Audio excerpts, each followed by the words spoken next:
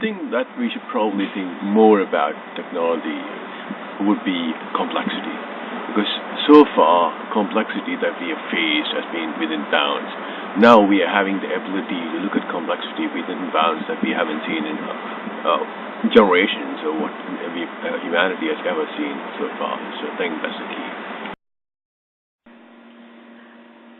What's happening in science and technology today that we should be thinking about more includes both the empowerment of the individual in terms of favorable and unfavorable developments.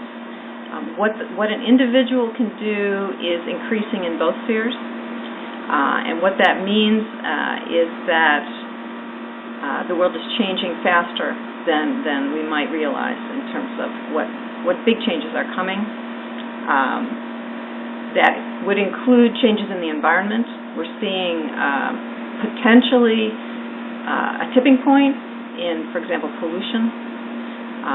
And of course, also, we're all aware of the tipping point in terms of what an individual can do. One might say using coercive force militarily.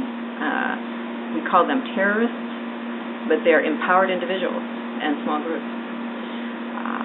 So we need to look at each of these areas. We can also look at more optimistic areas, such as potential cure for the aging process.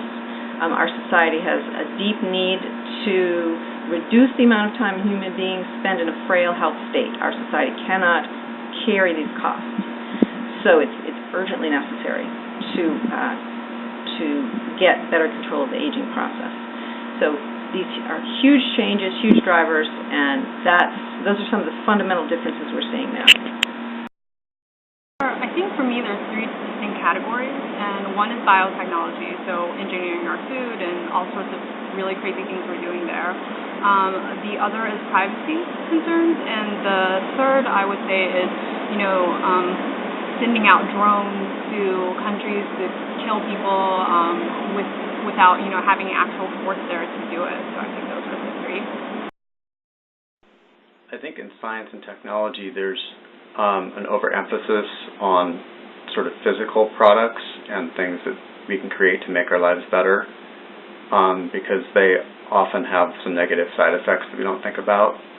So, for example, people that use a lot of electronic devices tend to think very procedurally after a while, and they tend to get more left brain focused and lose the important right brain skills. Sure. So we should be thinking a lot about what it means to interact with technology in regards to things like privacy and also connection with other human beings. So at once technology makes us more connected, but it also, while we're using it, we're more alienated from other human beings. And so things in regards to something like virtual reality or bringing in technology as a benefit to our actual physical reality are really interesting. These could be things like Google Glass or the Oculus Rift. Mm-hmm. I think what's been going on in tech is connecting people, but what we need to focus on more now is the expansion of it as an education system, as a more academic methodology than a social one. We should definitely get some sort of energy to improve it, some sort of source to make it even better. We are able to manipulate human bodies in ways that we weren't before.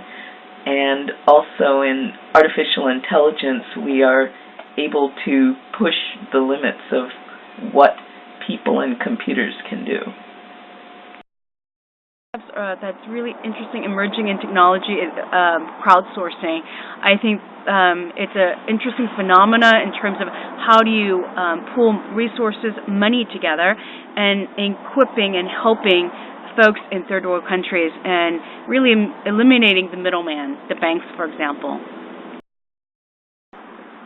One of the most disappointing aspects of technology recently has been nanotech. It has fallen out of favor, and there's very little funding being directed towards it. And yet with DNA origami, we now may have the tools small enough to actually move atoms around efficiently.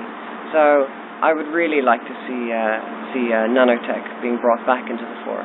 Okay, what's going on in the practice of science I think we should be thinking about more?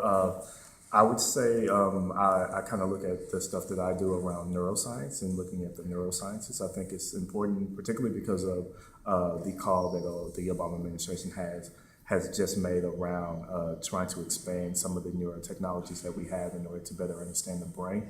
I think those things should be on the table now, looking at kind of what are the social, ethical implications of the new technologies that have come out, as well as some of the newer approaches that have been that are starting to be used right now around combining genetic technologies with neuroscientific technologies, and figuring out what is it that we should be thinking about and how we use these technologies, what are some of the implications that they can have on the way we conduct science and the way that it'll affect our society and health. I think what's really important is how it changes how we should spend our time, rather than individuals having time to relax and sit back and reflect on things.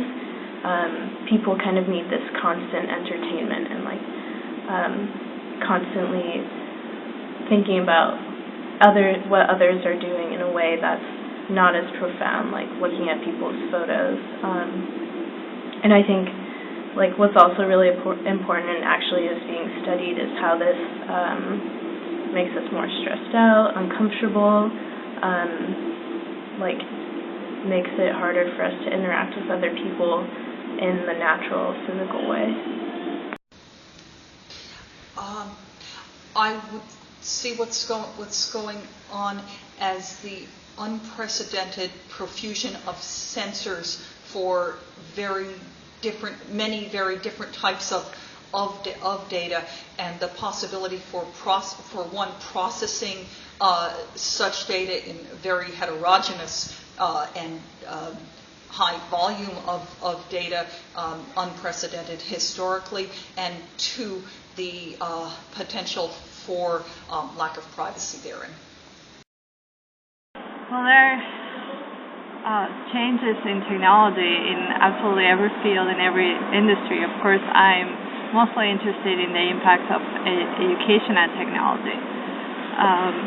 Not only for how technology can improve the teaching learning process, but also how we see society in the future. So I'm personally concerned in building platforms and the right technology so that we can be inclusive and we can build a global, diverse, and enriched education and avoid the monopoly of the few.